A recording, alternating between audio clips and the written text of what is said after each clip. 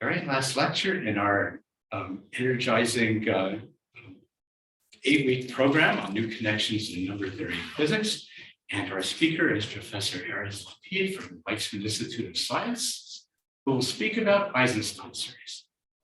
Okay, thank you very much for the kind introduction and the invitation to be here. It's a pleasure. Okay, so first there is a disclaimer about unrequited love. Okay. It worked. Very realistic. Yeah, so this is, by the way, those who are joining us from afar, feel free to interrupt me anytime. Also those who... And if you can't hear, please let us know. Okay, so first, oops, I guess the title is it, but the title is just that it's I don't know. Oh, yeah. Excellent, thank you. Okay, so maybe we can start with a small pep talk. So I guess since this is the last talk of the program, then it's appropriate. It's only appropriate that I give an introduction to previous talks. So particularly on Marcelo's talk and so Eisenstein series are of course ubiquitous in morphic form because they're from the building blocks of spectral theory. And this theory was developed by Selberg in the 50s, Lapid 60s, general case. And of course, spectral theory is used all over the place. So Eisenstein series play a dominant role, whether it's trace formula or other applications. One of the highlights was Langer's computation in the 60s, where he computed the constant term of certain Eisenstein series.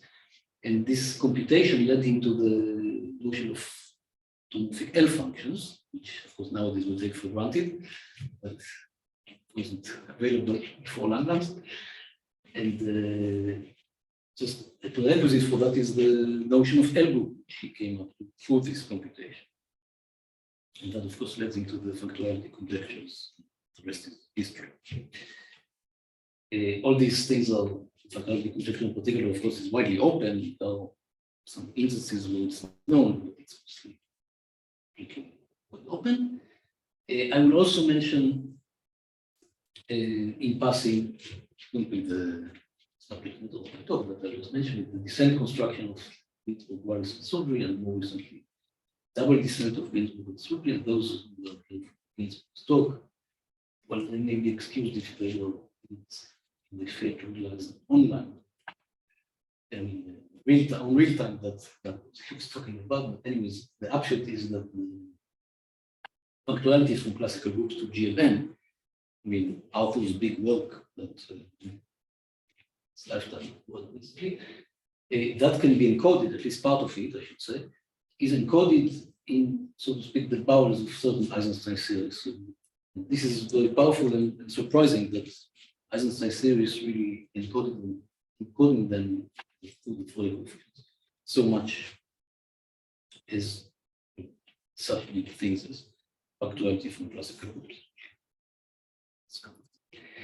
Upshot of the theory, at least eventually it's the process that for all of that. So I won't talk about that at all. And I should also mention that again, this is definitely out of my depth, but Eisenstein to other applications, for instance, the certain generating functions of orbits, which surfaces are encoded by Eisenstein. Okay, so beyond this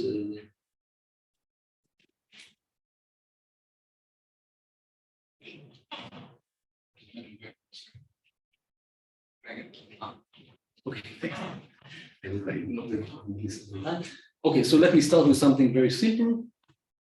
So the basic thing, so you have the hyperbolic upper half space H with the SL2 R action and the transformations, and you look at H and gamma, or gamma, let's say, is SL2Z. This is the automorphic space.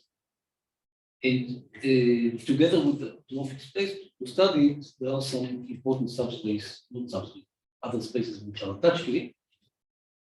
One of them I call Y and one of them I call Z. So Y is the quotient by gamma infinity, which is just the upper unipotent integral matrices, 1 and 0, 1, just a cyclical. The other is H mod N, which is the full unipotent group.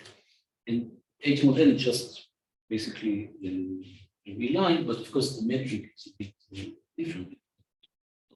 Okay. Anyways, and of course we have two projections from Y to X and from Y to Z. We did the subgroup of gamma in thin, and the latter map is proper because gamma infinity is back. And so this is the Z. This is some kind of boundary generation of gamma, and it's much simpler space, but it's important for the study, at least for the analytic study.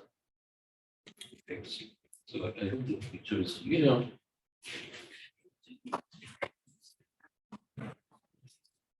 So this is kind of the usual fundamental domain, but again, you should think of it as a cusp, really, because the metric is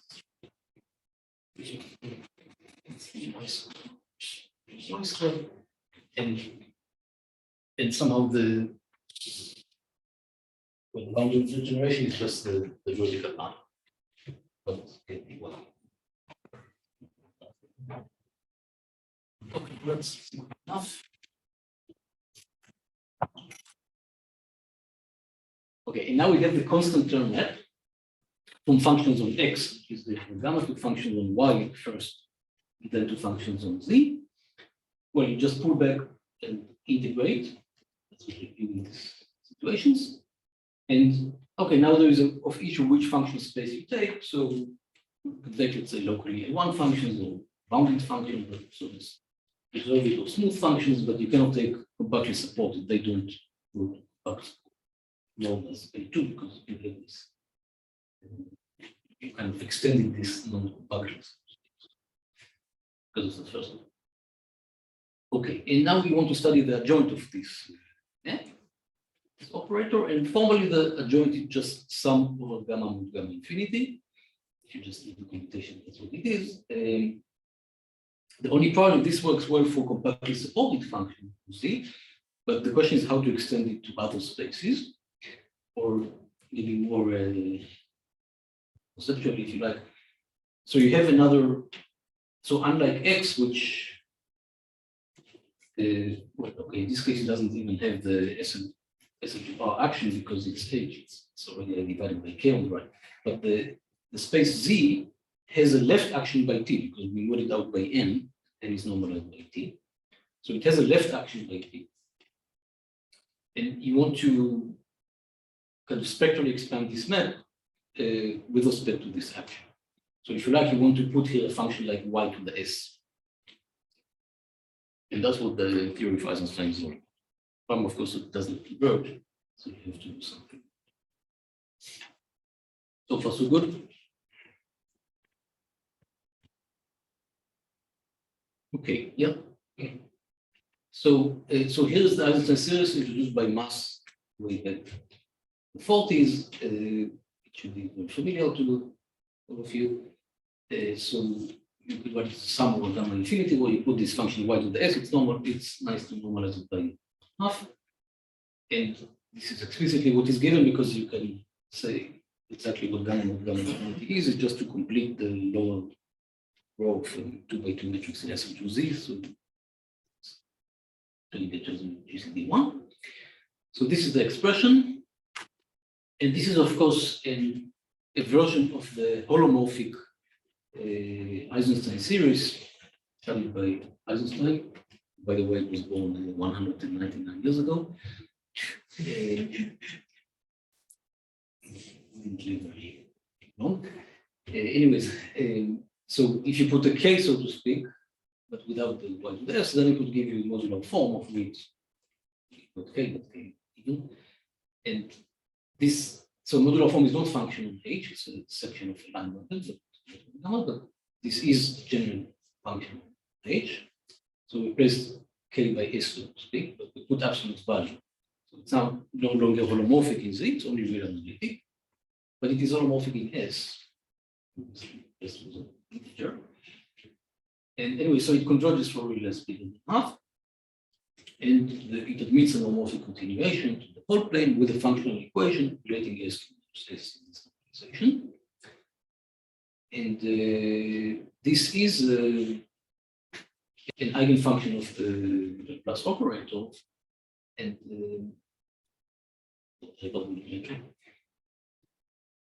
ultimately it gives, in the more general theory, it gives the non-discrete part of the spectral decomposition. Into so again, this theory is developed by Seibert and Langlands. And I should say, point out right away that the theory of Eisenstein series is not linked to arithmetic lattices. Of course, in higher rank, all lattices are arithmetic, famous theory of Margulis, but theory, it uses some geometry, uses a reduction theory, as long as you have this geometry. Theory of Eisenstein series apply. And in fact, Langlands wrote it in this. So in Langlands' book, there are no adels. It's one of the reasons which is hard to follow, but it makes it more general. Okay. So what's for today? So in the 80s, George Bernstein came with a new simple proof of homomorphic series. That's the talk. And it is based on the principle of homomorphic inclination, which has nothing to do with automorphic forms. It's a soft principle. And unlike, so I'm not going to do kind of comparative literature between Langlands proof and Selbach's proof and Bernstein proof and other proofs which are basically all like Selbach's proof. That's not my go today, but the merit of Bernstein's proof is that it avoids the role of L2 of H mod gamma, which that was heavily used in Langlands. I think it was mainly kind of psychological, because after all, we know that Eisenstein still has played a role in the spectral theory of L2 H mod gamma, but it's good to kind of forget it. So Langlands called it in one of his reviews, he called it the bed of, I mean, Langlands was aware of this deficiency, certainly, and he called it the bed of Procastes. So those of you who forgot Procastes is a figure in the Greek mythology, puts passers-by on some bed, and if they are too long, he amputates the leg, and if they are too short, he stretches them. And if they match to a T, then he has another bed, different stuff. Anyway, so you have to free yourself from the L2 effects. That's somehow if there is any takeaway from this talk, it's that it's really better to without L2. I mean, Hilbert spaces will appear, but not with spectral theory. So when I was a student deep in the last millennium, somehow everybody thought that Eisenstein cells are very difficult, complicated, but I think nowadays that's not the case. Okay, so I will explain the proof mostly in the SL2 case. I don't think I will have time to beyond, but most of the ingredients are already in the SL2 case.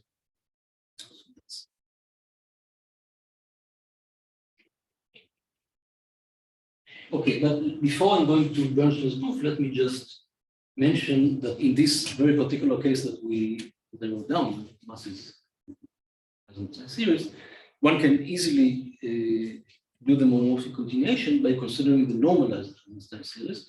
So remember, the unnormalized has this extra condition GCD is equal to 1, but if you ignore this condition, you get all that is sub 0, of course, then you just multiply it by this factor Z of 2s plus 1. You just pull up GCD. But so that's what you get. And but this thing is somehow easier to work with, because this you can prove, you can analytically continue just like Riemann did. And it works. So we give you a functional equation and the information on the poles for this normalized Eisenstein series. Well, and then it basically means that the poles of the Eisenstein series to the left, in the negative half plane, they are equal by 0 function. So you get this functional equation So here I use the word gamma just to differentiate it from S to Z. This is the image of what is. The problem with this method is that it gives a lot of information, but it's too special. It doesn't work for non-arithmetic gamma, and in higher rank, it only works in very special situations. There is some try to general, but it's a different story. So Bernstein's proof is fundamentally different.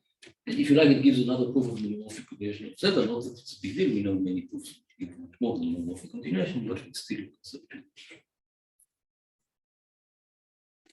Okay, so now we are ready to discuss Bernstein's proof. And before that, I just set some, if you like, some language, very standard. So we are going to, so I'm going first to describe the principle of meromorphic continuation. As I said, it has nothing to do with the meromorphic forms. And it's very simple actually, but I just need to set the language. So we will consider locally convex topological vector spaces, Hausdorff.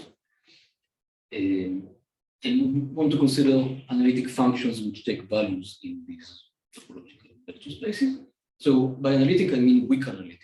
That means that you apply linear functional, then you just take the functional scalar function and this analytic for any continuous scalar.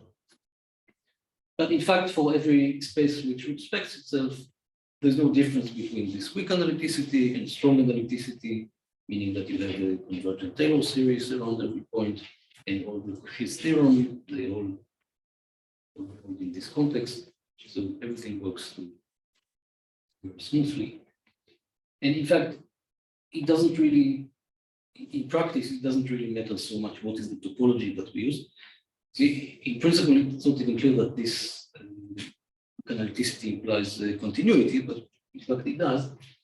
And in reality, as I said, it's not very sensitive to actually.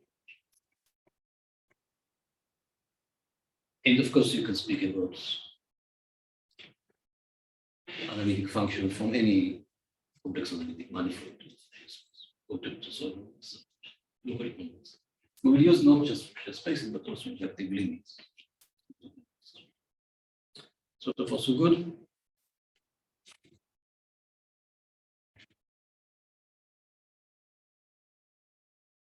Okay. And once we have analytic functions, okay, then there's an obvious notion of homomorphic function, namely, you look at open sets which are complement of closed analytic sets. So closed analytic means that it's defined locally when equations analytic function equals 0. And so anyways, so if you have a function defined on the complement of closed analytic set, then so it's meromorphic on the Cn or on the analytic manifold. So if locally around every point, of course, including not in U, you can multiply the function by a holomorphic function, which is not identically 0, such that you get extends holomorphically or any discrete, any connected. So that's going to be standard notion of homomorphic function. In a locally convex space, and so for instance, we use it usually in the following case that we have two Hausdorff locally convex vector spaces, E and F, and you consider the space of continuous linear operators from one to another. Of course, there are many topologies here, but then it doesn't really matter. Usually, let's take the pointwise convergence topology, and then the analytic family of operators. It just means that, again, it's kind of the weak notion that you apply to any vector, then you take continuous linear form, and you get a scalar function, the matrix coefficient, and you want this to be analytic. But in reality, you can also use stronger topologies. And the important thing, for instance, this is something cute that suppose I want to show that the composition of two analytic families of operators that is analytic. So the simplest way to prove it is using Hausdorff's theorem of separate morphicity. Try to prove it directly, then it's less. Okay, any questions so far about this basic notion? Okay, so we thought we can add. So now we come to the notion of analytic system of linear equations. So again, this is very elementary. So a system, linear system of equation. So you want to solve in a vector space V, and the equations, so you just write them of the form ui v equals ui. Well, ui is a scalar, or okay, so let's say ui is a linear functional and ui is a scalar, but in reality, you do it not just for functionals forms, you do it for operators, it doesn't really matter, of course. So you write it as mu I v equals ui, that's a system, or ui is a vector space, a vector with vector space ui, and ui is. So that's how we see linear equation in life. So I just is some index set, usually infinite.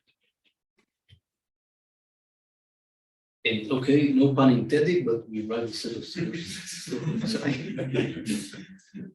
A set of solutions. So this is some hypos. And so we want everything to be analytic. What does it mean? It just means that the UI and UI vary analytically. So you fix, of course, a set of indices. You fix the vector spaces UI now equal Fi and V, which are equal E. And what varies is mu I and UI, and they vary analytically. So the coefficients of the system you want to vary analytically. Obvious. And then we say that we have an analytic system. Okay, so simply the coefficients. And as I said, it doesn't really matter. You can think of it as usually when you think of linear equations, they just equation of scalars, not of operators, but of course it doesn't matter. You can always apply the linear form informations. In reality, they come. Yes, I hope this notion is clear enough.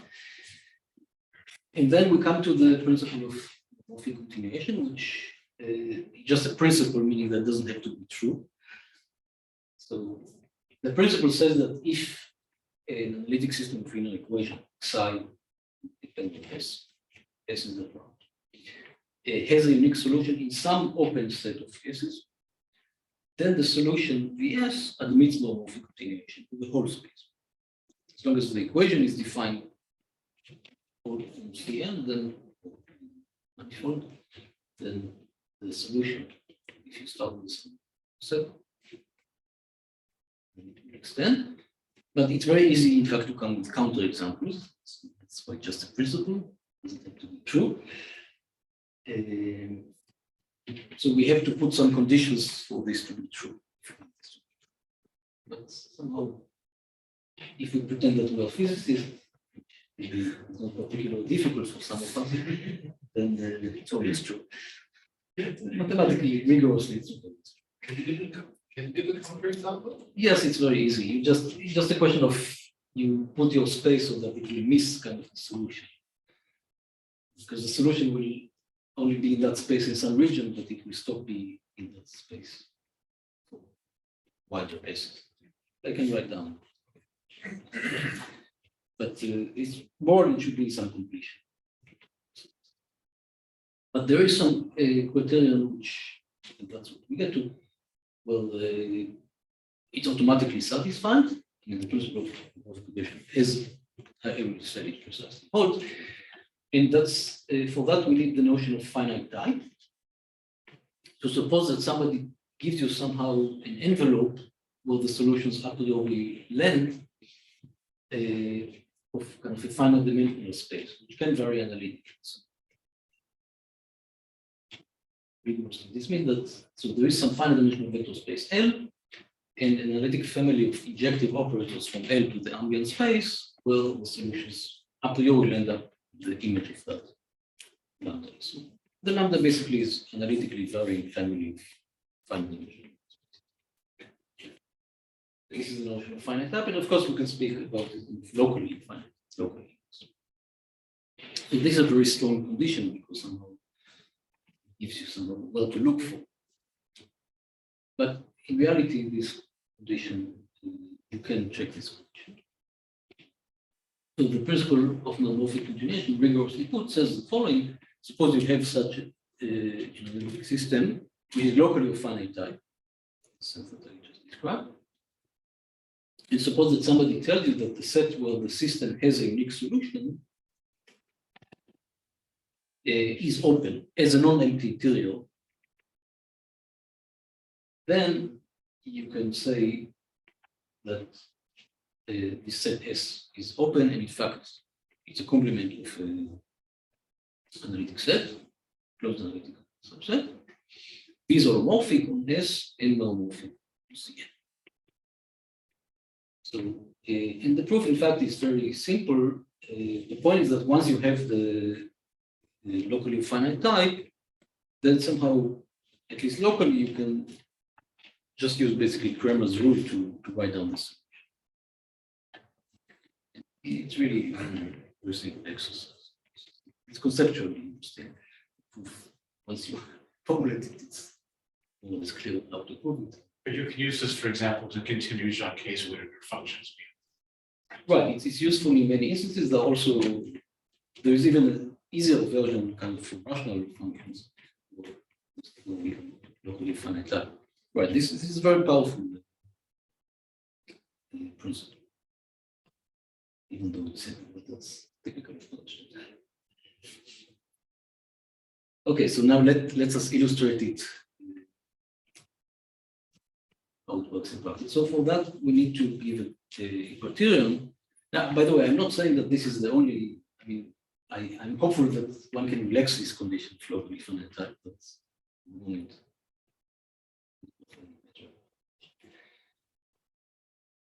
You have to put some condition. Anyways, how do you check that the system is locally finite type? Well, the easiest thing is to check that, so using Ferdon theory, but kind of very simple facts from Ferdon theory. Basically, the fact that the identity minus a compact operator is finite core. So what is a system of Ferdon type? Well, I use Hilbert spaces, you can actually formulate it for Banach spaces. And we will work only with Hilbert spaces. Easier to work with them. So suppose you have two analytic families of bounded operators between Hilbert spaces, mu S and mu S. So again, it doesn't matter analytic in which topology. Now suppose that mu S is a strict embedding. Strict embedding means that well, it's a topological embedding. So mu S is essentially the same as mu S of X is V. Constant, and while mu S and well, it's localism, depends on S, and mu S is a compactor. So then the claim is that the homogeneous equation mu S equal mu S is locally finite. So again, this is just an elaboration of the fact that the kernel of the identity minus the compact operator is finally the proof gives this basically. So that's a typical case. Any questions?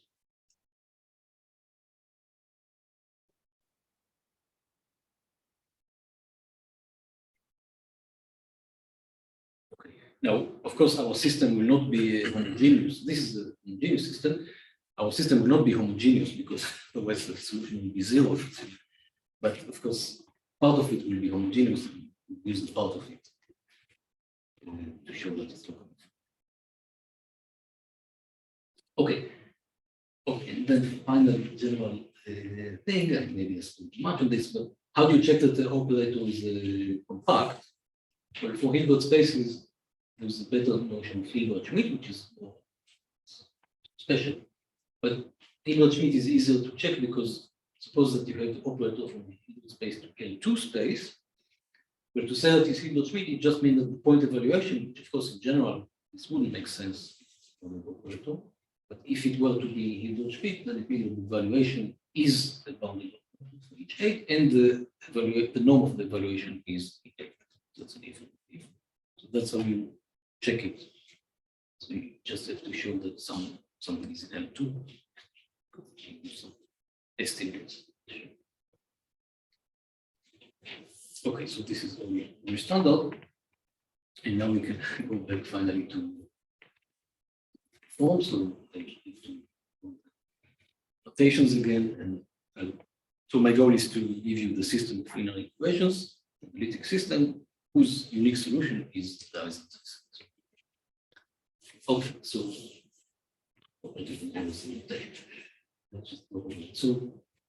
the group is SL2, R, there is SL2 stabilized I, gamma was SL2Z, X was H gamma. So the solution will be the space where we solve everything is a space of function of uniform modular growth on X. What it means is that they grow polynomially in Y, Z, and also the derivatives, and it's the same exponent, constantly. It's the same exponent. Again, for some half. And then we have the Eisenstein series. And it's simple to check that it is, when it converges, it is a function of uniform growth. The growth depends, of course, on the S, in the real part. So that's why you have to deal with this space. You cannot just specify the growth, at least if you work globally. But of course, locally is specified. This function, this space is not Schur space, but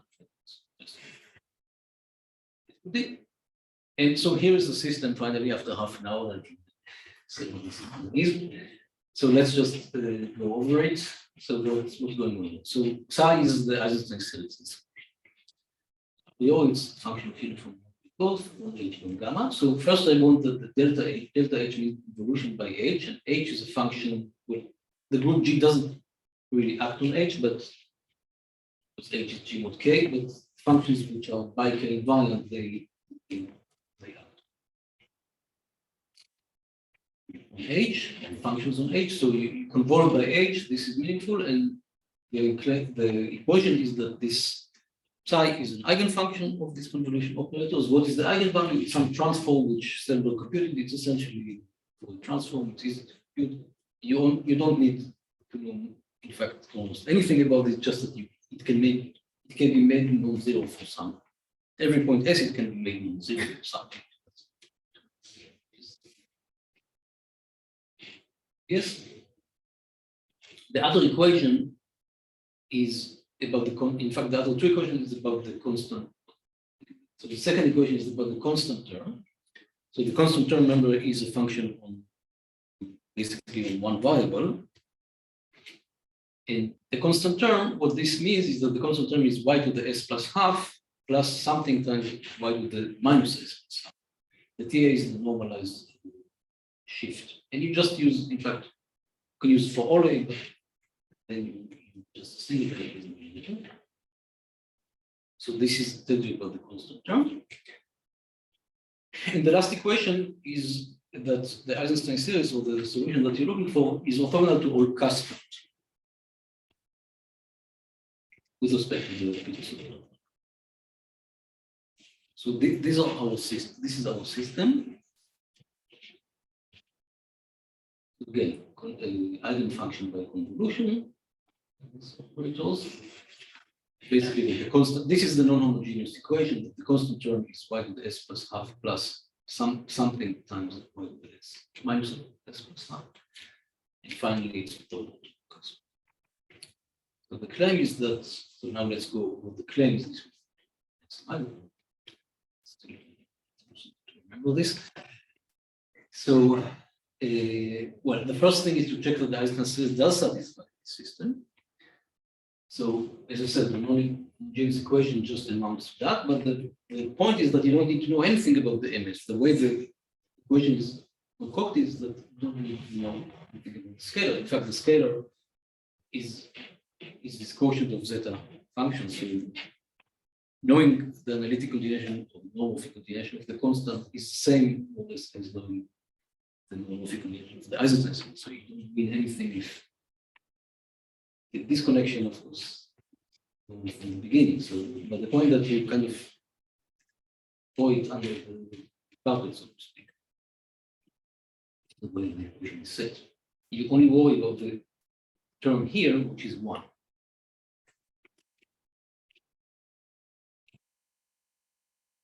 So it's a standard fact all that these 3 equations are satisfied.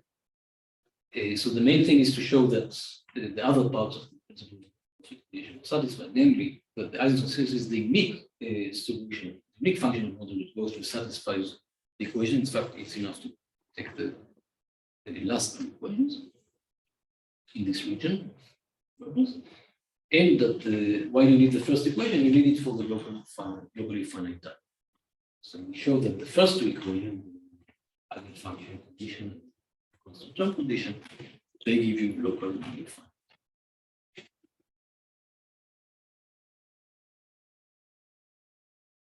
Any questions?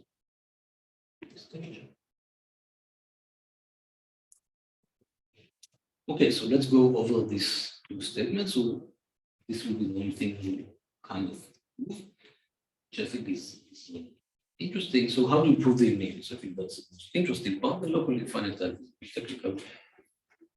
So here is the statement once again. So we have a function of uniform moderate growth, and we have some s with less with half. And this function satisfies these 2 equations. The first equation, as I said, between the constant term is y with s plus half plus something times y with minus s plus half. The second equation is that it's correspond. I want to show that it is the Eisenstein.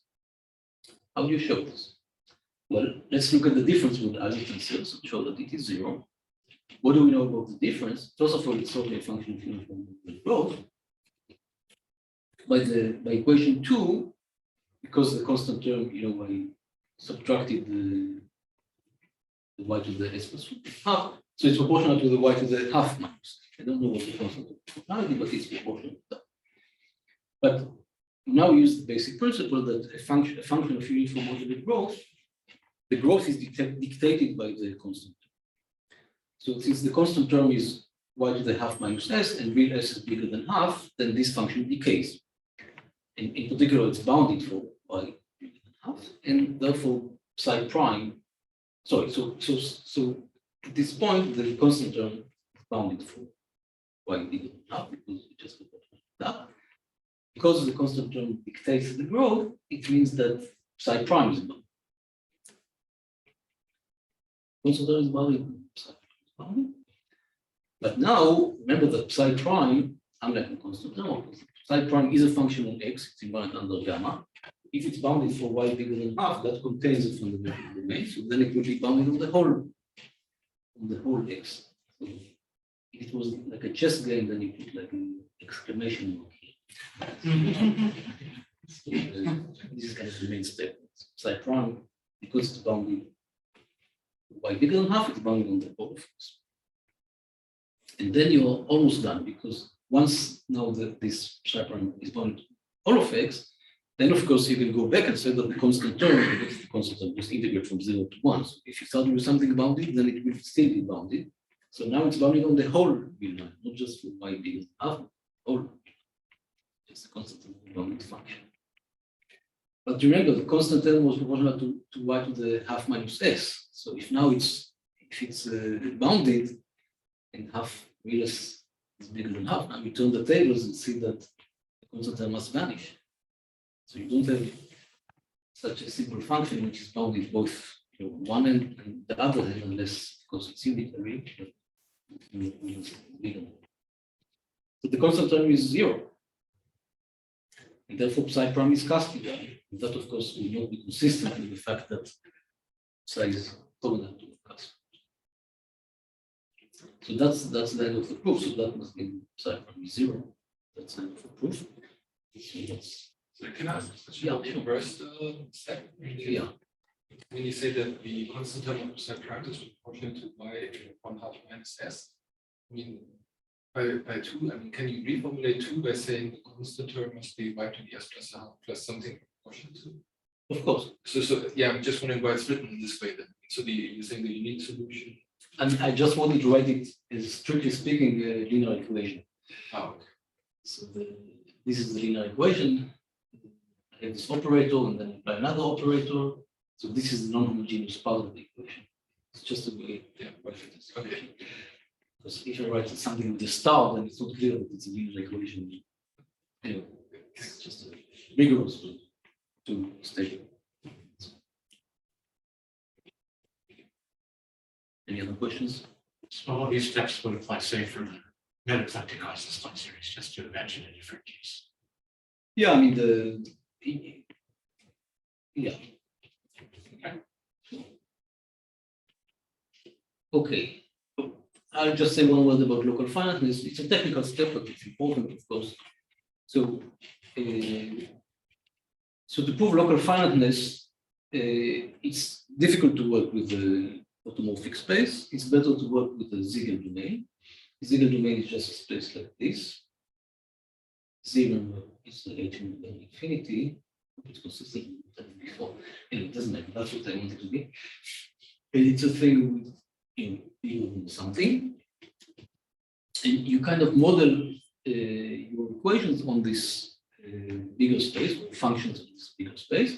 So technically what you do, you define a weighted Hilbert space on this Ziegler set. Then we take this weight y to the minus 2n, so functions which are bounded by y to the n either. And then that defines, so you have a pullback from x to z, but then you just restrict it to s. So anyway, so you get some Hilbert space. They're just pulling back from h and s to from h and x to from functions on x to function on s. That as long as you have some structure here, you pull it back, and that gives you a Hilbert space. The functions on x. So this is not a unitary representation. Anyways, it is what it is. And the function of uniform moderate growth is, well, it's by definition, if you like, the union over n of the smooth part of these spaces. This is just telling you what is the growth, at least in the n. Since you take the smooth part, that means that take care of all derivatives, then you have to take the union of n. And now what you have on this space, so this space is kind of, is not as structured as space of functions on x, but nevertheless you still have something, and you have an orthogonal decomposition of each function here is, so you can still take the constant term because s is invariant under n, so to speak. So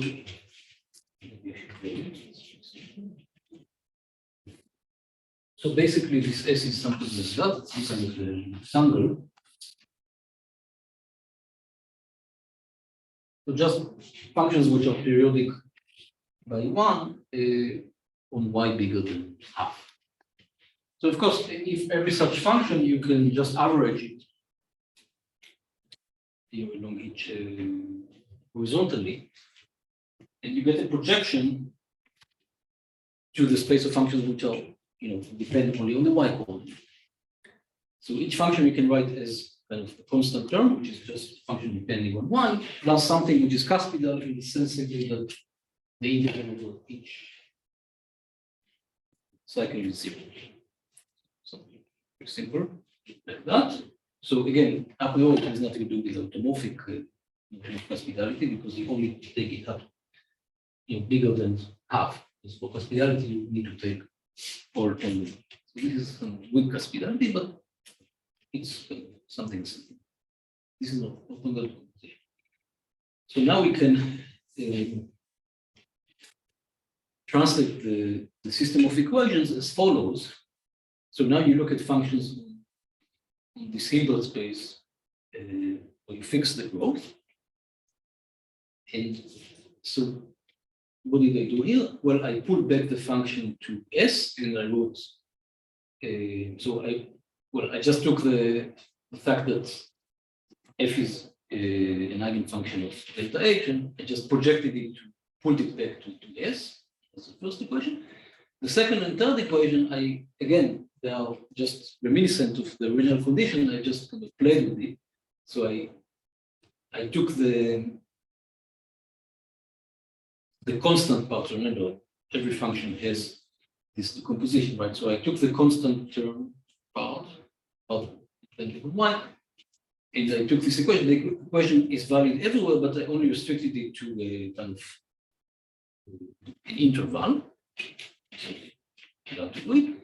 And then the other equation was that I homogenized it, so the constant term, has only the part y to the s plus y to the minus s. So this is the difference also. So in fact, I only need to take one element of this. Right? So this is my system. So I kind of weakened the system, but I modeled it on this space. So maybe it's a bit hard to follow at the beginning, but that's what it is. And the claim is that this equation, which is certainly kind of derivative of the original equation, after I modeled it on RS, it's a equation of Fedorov type. So that means that so I have two operators, one on the left hand side and one on the right hand side. So the left hand side, this Caspital part. Yes, so here I project the Caspital. Anyway, so the Caspital part plus this difference operator plus the restriction of the constant term, that gives me a strict embedding. While the other part, there's zero substitution issue, but the Caspital part, together with the convolution and the constant term restricted to a segment, is a Hilbert-Schmidt. Now, I just wrote it a very formal statement, but the statement is at the end of the day, if you see what it really means, it means something very concrete and simple. So the strict embedding, it all boils down to, because remember, we took the Caspital part, so we just have to work with the constant term part. And then for the constant term part, what we did, we took a difference operator and we restricted. So basically what you do is the following. So you have a situation where you have functions, let's say in the real positive real line, you take a difference operator, something like f if x plus 1 minus lambda of x, or in our case, it's two difference operators, and you restrict it to 1, and the claim is that this is a strict embedding. As long as the weight, you have some condition on the weight, of course, lambda, you basically guarantee that the solution of this difference equation lies in the space, and then it will be a strict embedding. So this is a very elementary exercise embedding, and that's basically what the first part of the says. It all boils down to that. While the second part, the fact that it's a Hilbert-Schmidt operator, well, the fact that this is a Hilbert-Schmidt operator is triviality, because we restrict it to a compact set. And the only thing that you have to worry that the Caspital part of the convolution is compact, so that's again very standard fact. Generality, like Gerfen, Petritsky, Shapiro, basically on the coordination between Elizabeth, long time ago. Okay, so this is all what I want to say about the SL2 case. So I can either stop here or take questions. Or... Yeah, sure. So if you would start with the adelic Eisenstein series on SL2, do you modify anything? Yeah, there's really no difference. So in fact, okay, so I still have a few minutes, so maybe I will explain the very, I don't have too many slides anyway, so you can relate, but I can explain in very broad strokes what happens in the general case. But the adels is just decoration. And as I said, really everything, there's nothing, the theory is not arithmetic. Theory is geometric, so you just need to know some things about reduction theory. But there's no arithmetic. So let me turn to the general case just in talk, unless there are questions.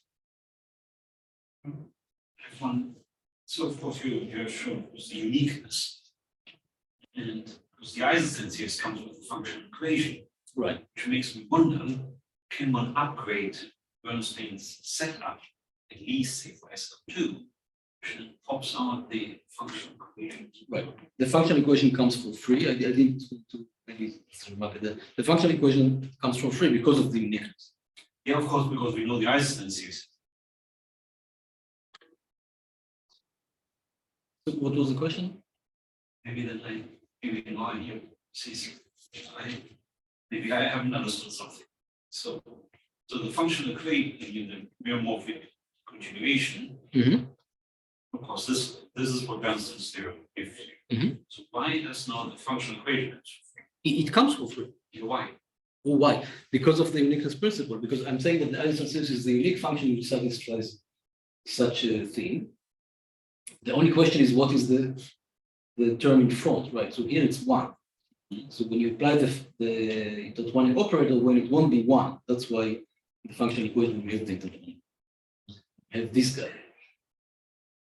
What about the poles of the intertwining? Well, so once you know the Einstein series is meromorphic continuation, then the Totwanic operator also is. Maybe that was the question. That comes from the constant term. Oh, Then the functional equation just comes from the uniqueness. Okay, so let me briefly go to the general case and I will say 2 minutes. A long day in the office. But so the set of course that we have a reductive number thing, if it's a function field, it's actually easier. Anyways, and then we have, remember we had this constant term maps. Now we have each one for each parabolic subgroup, that we finally made parabolic subgroup application. And they take us from functions on this morphic space xg, GA, GF, with these boundary generations, which are by XP, you get GA with UA PF. This makes sense because you use normal P, which is essentially MA mod MF to some equation. So you have some operator from GA mod GF to roughly MA. And the space XP has an additional, so it has still the right action on GA, but also the left action, because which computes by the center, well, the center of N. I could write ZMA, but it's really ZMA or ZMF, so basically we have defined dimensional vectors. So you have additional, automorphic forms on XP satisfy difference equation, actually with respect to that left action. So they're basically polynomial exponentials in that vectors. And the exponents are called the exponents. Just like we had before, S. And we wish to find the dual map to that constant term, namely, formally it's the sum of the GF and TF, but it doesn't convert, so you want to make this convergence. So formally, don't worry about this, please. So this is kind of the imparting with respect to the Sawa decomposition. Doesn't really matter. So you put some parameter lambda, which is in the complexified vector space before, and you want to move equity. And convert it from lambda generally. Anyway, and grosso modo, it's the same idea as in the SE2 case. Of course, there is some more bookkeeping that we have to do, but I still want to write you kind of the spirit of the equation, the modified equation that we actually define it, but at least structure of the equation. So this will be a more technical slide. It's the next to last penultimate slide. So this is the structure of the equation. So we have this Eisenstein phi lambda. So phi is on the form on this XP on MA and F essentially. And lambda is this. So basically everything is told by the constant term with respect to parabolic subgroup of Q. Now we have to take all the parabolic subgroup. Previously we just had 2 of them, well, G itself and P. So previously we said that the Einstein series is orthogonal to all cusp forms. That's with respect to Q equals G, to be what SL2. And the other equation with the constant term, the real constant term, that was Q equals 0. So in the general case, you have to take all Q's, and then what you want to say is that the constant term of psi minus phi, now note that they live in different spaces. You can still take constant term. It's not consistent if P does not contain Q, but then just ignore this. So the constant term of this along Q have certain form. The exponents have certain form. Namely, they are bitranslates of lambda, this is the stricter parameter, plus the exponent of mu. When I say exponent, I really mean cuspidal exponents. So I will define it. Bear with me. So W ranges over non-trivial because we subtracted phi itself. So certain binary elements with some conditions, and mu again, certain cuspidal exponents of phi. So maybe the details are not so important, but this is the structure. And this is a linear equation. It really comes with, it's really the multiset, we can just apply some difference operators. So this is the non-homogeneous part. You subtract phi, which is kind of the main term in the cusp. And then there is another equation, which you only need for the locally finite type. These are equations of the form that psi is some eigenfunction of some evolution. And what you need that you have, of course, you want the CI not to have common zeros, otherwise you're trouble, but you have to find a family of such families of function. In the SL2 case, it was simpler, you could just do one of them. Generally, you have to this. You don't do it locally. But this is the structure. And the claim is that the resulting analytic system flow local linear equation. This is plainly the analytic system equation. The space here again is a space of function of uniform growth, which I will define. So the claim is that A, that this is a system of locally finite type, and B, that it admits the Eisenstein series as its unique solution for real number in the positive direction. Therefore, we can apply the concept of continuation and show the continuation. So this is because it is a solution, it is the unique solution in some open set of analytic system of linear equations. And again, I will certainly not prove the statement in the last 1.5 minutes that I have, but I just indicate that. So the first part about the why the Eisenstein satisfy this. Well, the constant term computation is basically an analog of the terms of the German lemma. So just about the composition, it's kind of straightforward. The second part, namely this equation that was satisfied. So this is a basic theorem of Harry-Chantal that in automorphic form, and here it's important that it's K-finite, that every automorphic form is satisfied this equation, that it's an eigenfunction of convolution operator.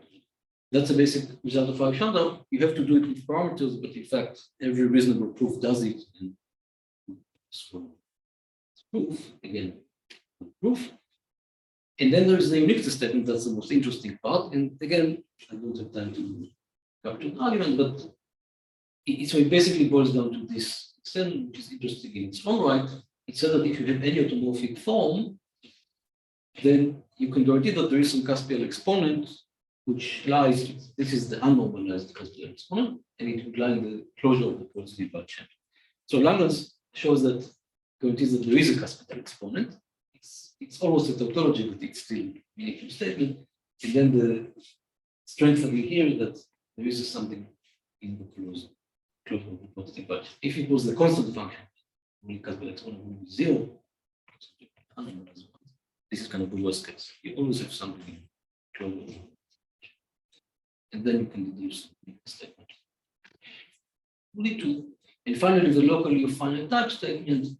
Well, then you could work an auxiliary statement with some Siegel domain, because it's easier to work in a Siegel domain. All the analysis is done in the Siegel domain. And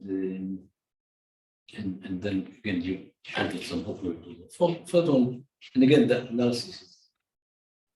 So if you want to see more details, there was a summer school last month, 2 months ago, she has 30 mini courses there. Very interesting, very exhausting also. But one of them about this and there's also video, also proceedings and paper itself is. So I stop here. Thanks for your attention. I should say that Erez, your slides, I think you can post them on the website for this program as well. Is that Yes, right? of course, absolutely. Yeah, so you'll be able to get things like those links. You don't need to try to write them down. They'll be on the, good luck Remember with that. that I own YB. Yeah, exactly. Good luck with that. So we'll be able to get those put on our website for this program. Are there any questions, comments? Awesome. I have a question, which is what breaks if you do for, let's say, a fine studio? Okay. I'm asking, but I have no idea. So I don't know what is the space, what are the morphic forms of this space.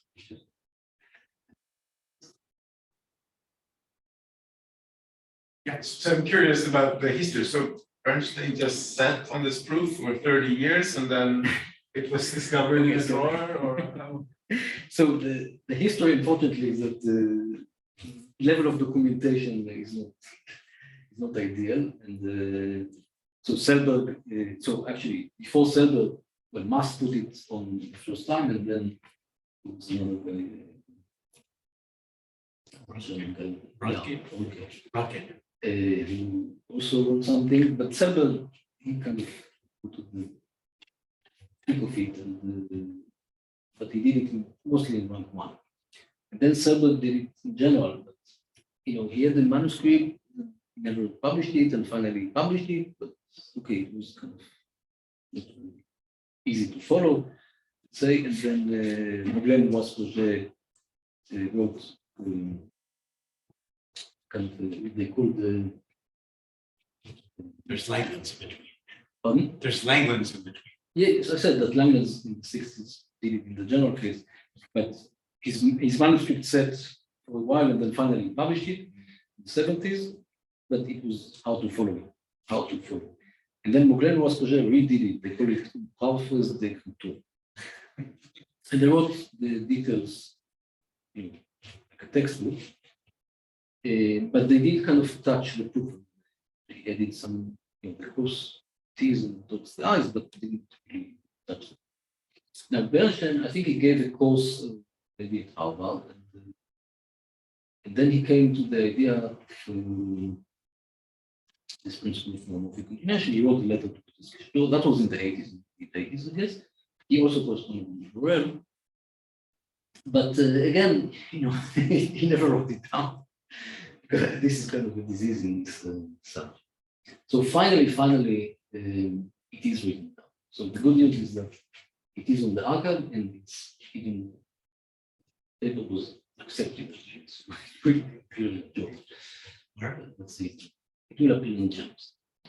And yeah, so that's I mean, there were simplifications along the years. I mean, Bernstein wrote some drafts, but it was never with the full details.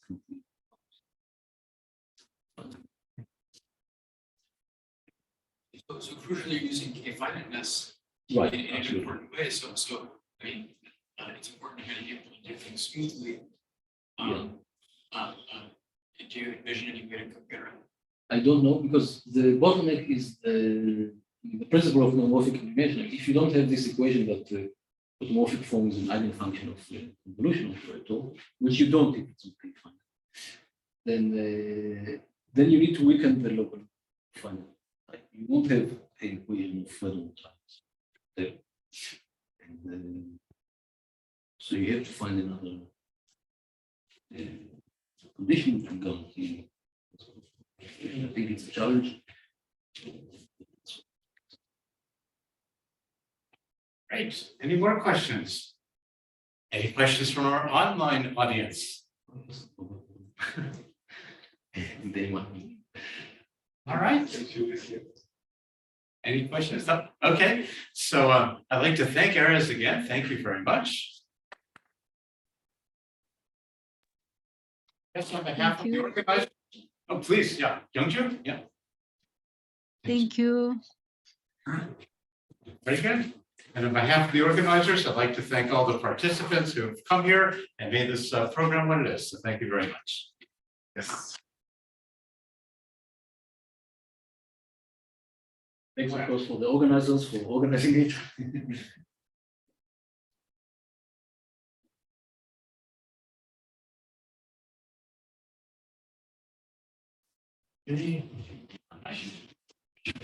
Erez, we no longer recording our videos. End the recording. Ah, okay.